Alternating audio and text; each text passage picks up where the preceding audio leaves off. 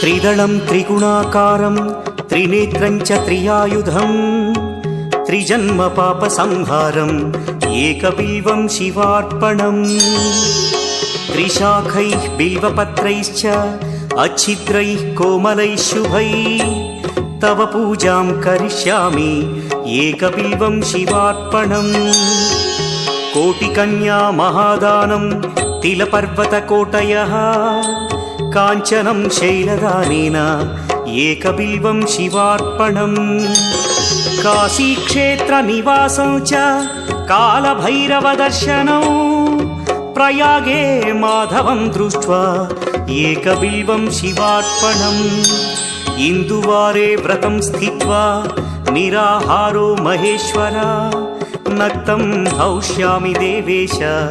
एकबिल्वं शिवार्पणम् रामलिङ्गप्रतिष्ठा